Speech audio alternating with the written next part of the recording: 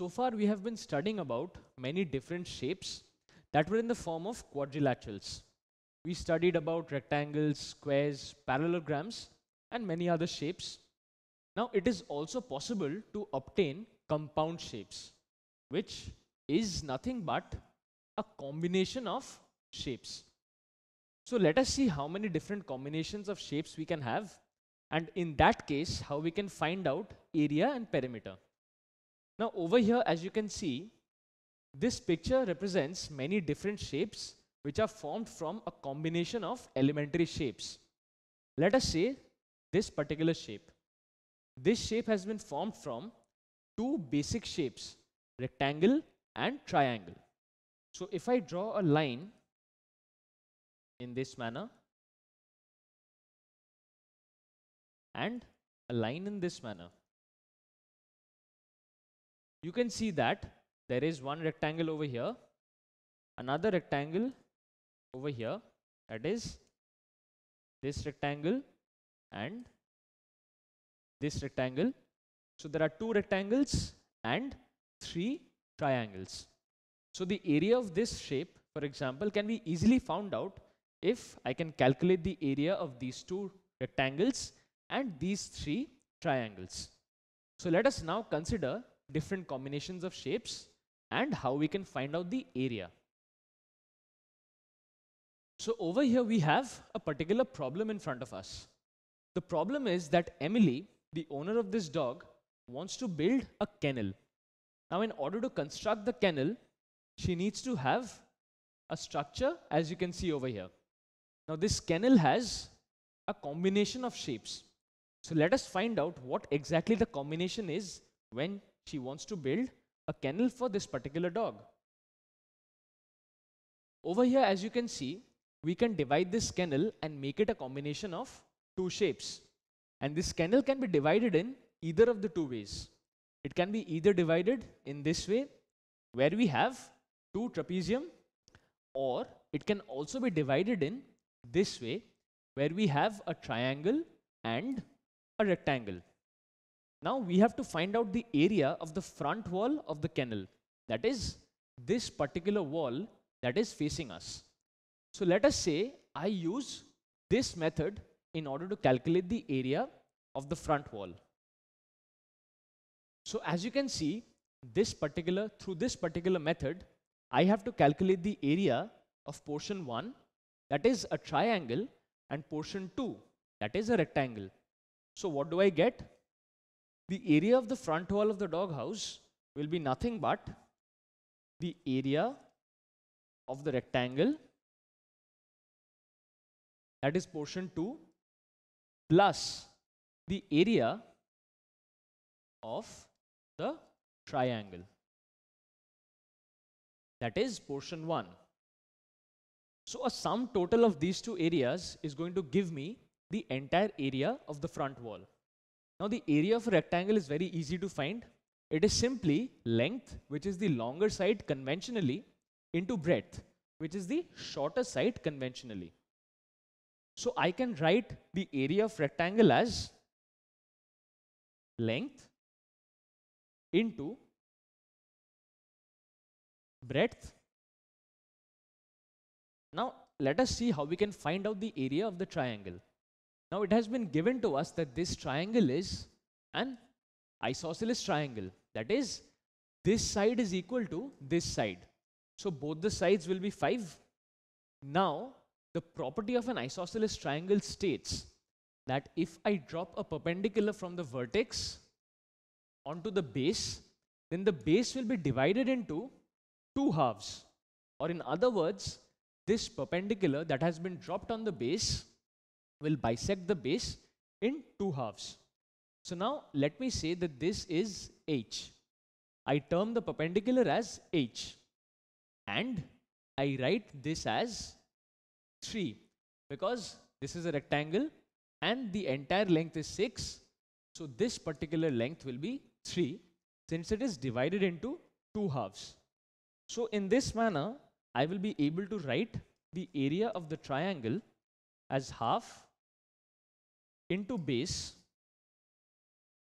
into the height. So now let us consider the calculation that I showed you. Over here, I drop the perpendicular h, and this is 3. So in order to find out the area, I have to calculate the value of h. So how can I calculate the value of h?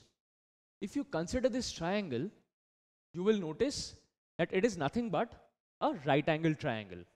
So in a right angle triangle, I can apply the Pythagoras theorem, and with the help of the Pythagoras theorem, I can easily find out the length h.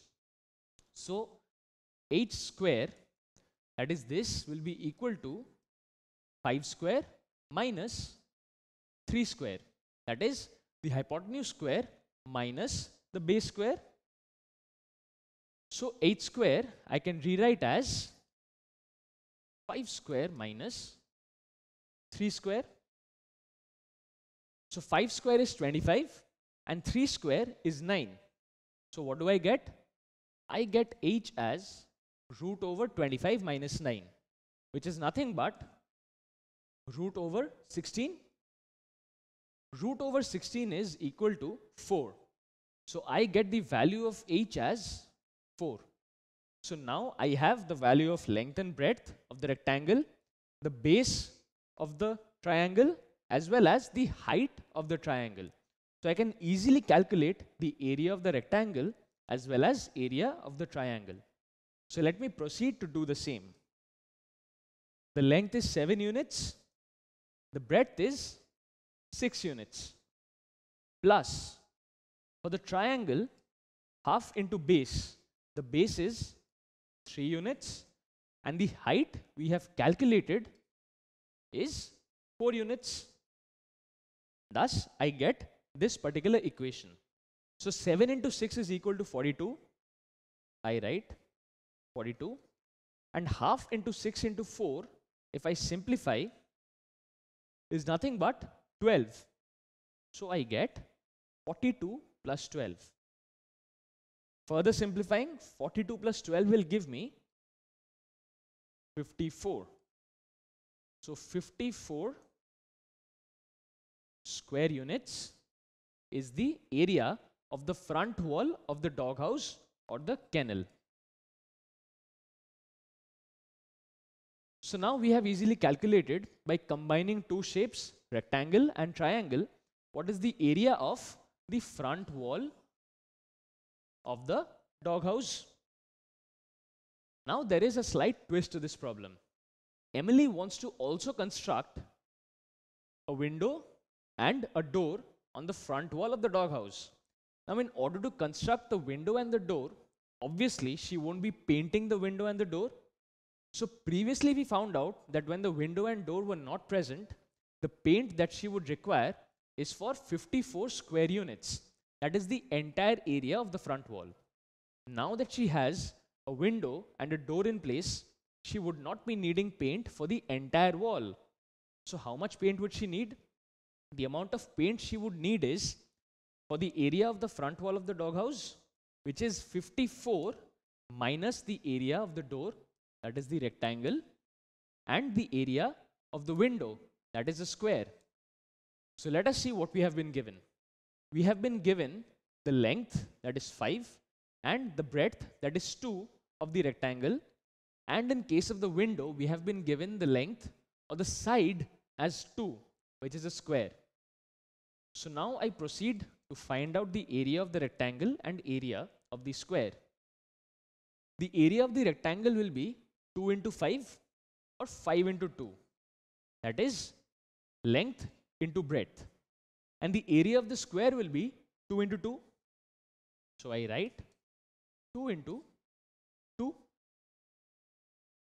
Now if I simplify this equation, what do I get? I get 54 minus 10 minus 4. Further simplification will yield 54 minus 14.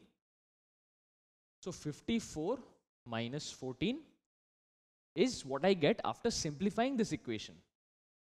So 54 minus 14 is nothing but 40.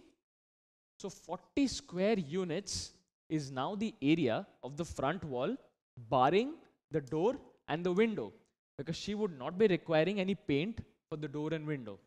So 40 square units is the amount of paint she would be requiring in order to paint the front wall of the doghouse.